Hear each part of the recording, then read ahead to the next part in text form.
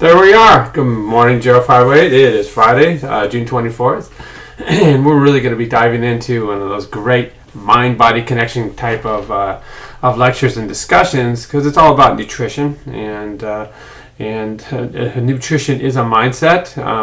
You really have to embrace really change in lifestyle, with the whole Fitbit thing, and you can also track your calories now on your phone and all this kind of really neat stuff, but it's really of really wanting it, and then the end result, the things that you find out. So this is a discussion led by James Flanagan and Thomas Hill, and their PowerPoint is forthcoming. All right, they sent me a wonderful question based on their readings and also the viewing of Forks Over Knives, which is a very compelling movie.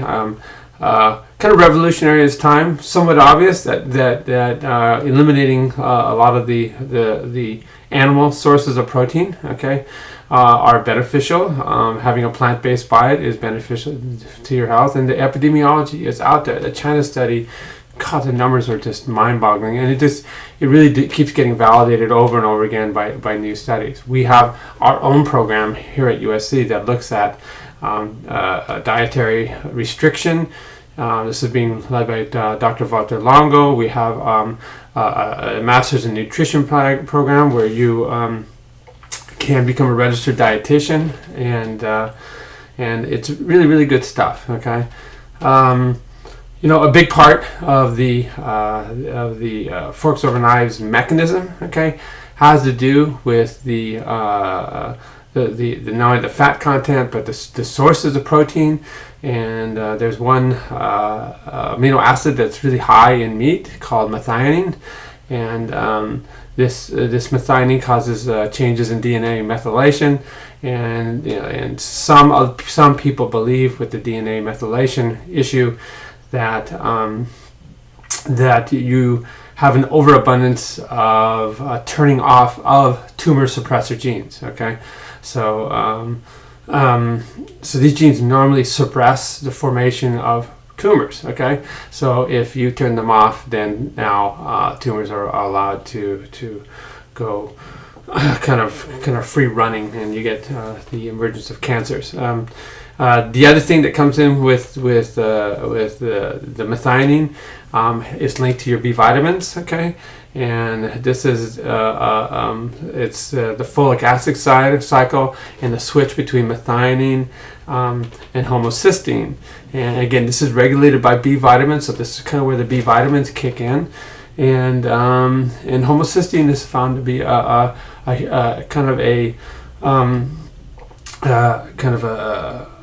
toxin almost in the bloodstream that triggers the formation of plaques, atherosclerotic plaques.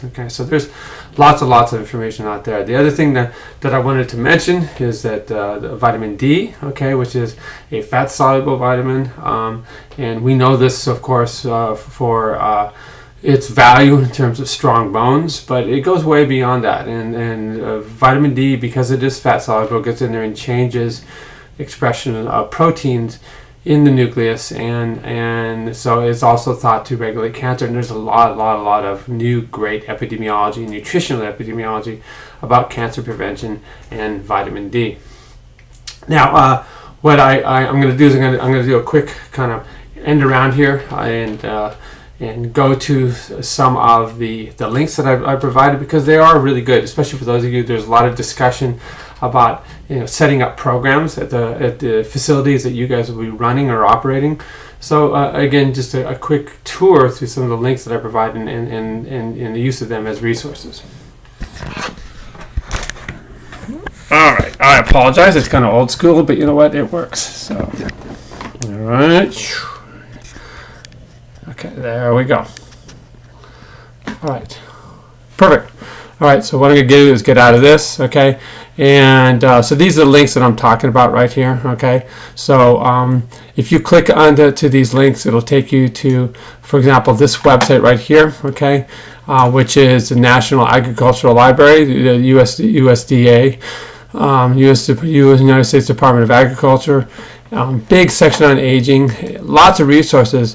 And I just click down here on this one, the Eat Smart one, and it takes you to this right here.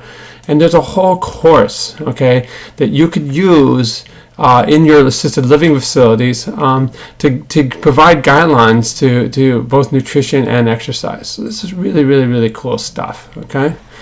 Coming back over here to gerontology again, if we look at these articles right in here, okay, this one right here talks about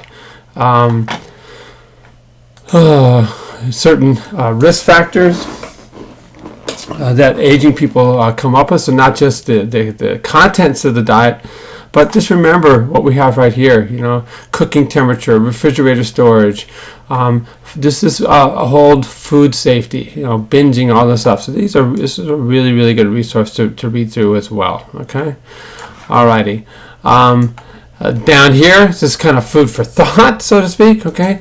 And this is an article about the difference between animals and people and this whole calorie restriction idea, okay? Because this is a big part of science right now, and I encourage you guys to kind of sift through that, okay? Alrighty, take a look at these careers in nutrition, okay? A nutritionist is a big part of the program, believe me.